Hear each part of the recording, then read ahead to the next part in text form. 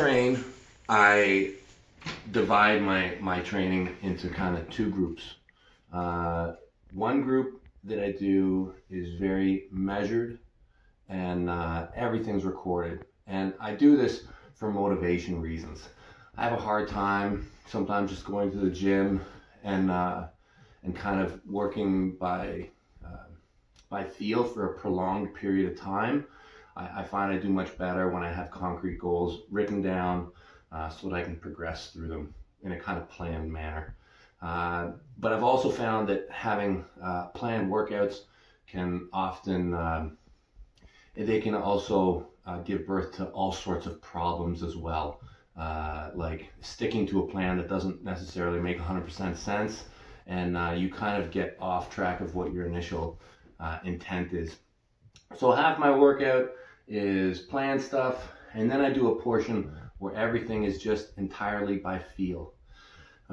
Specifically about the thumb, and specifically about smaller muscles and precise movements. I feel that these are best done just by feel, just on a consistent investment type of strategy. You don't need to go super heavy because it's just going to result in a deterioration of form. The thumb. The thumb is one of the most important parts of the arm wrestling game. The thumb dictates a lot. Often it's the leading edge of determining who has a better grip, and it's the leading edge in breaking a person's grip. The thumb can be tied to height, okay? It can also be tied to the destruction of somebody's cup or wrist flexion. The thumb, as you strengthen it, ties directly into pronation. Pronation typically will move through the thumb. Some people try and get their pronation to be shown through their hand, but this is very flawed thinking because of the wrist structure. You'll spin your wrist out all the time. Whereas if you express your pronation through your thumb, it's much safer and more sound, and it makes more sense technically. So the thumb is the end of your pronation chain. When you develop your thumb muscle, kind of in isolation almost, it should give you good dividends.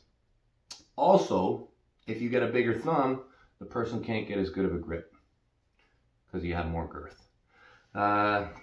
So this is an exercise that I'll do.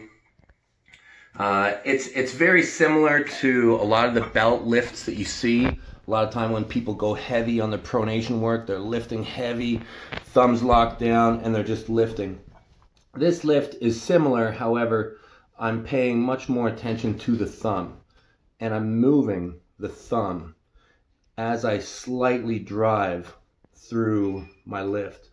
This is very light, and the thumb gets a lot of movement, okay? I don't pay attention to weight. I don't pay attention to reps. I'm pushing my thumb through that chain that I know is already important. But the tip of the spear, the thumb, is where most of the work is happening. And normally I'll end up doing about 50 or so repetitions. Has a good feel until I get a good burn. And yeah, I can feel that thing growing. Yeah, one day I'm gonna look just like Jeff Dave. Thanks, guys.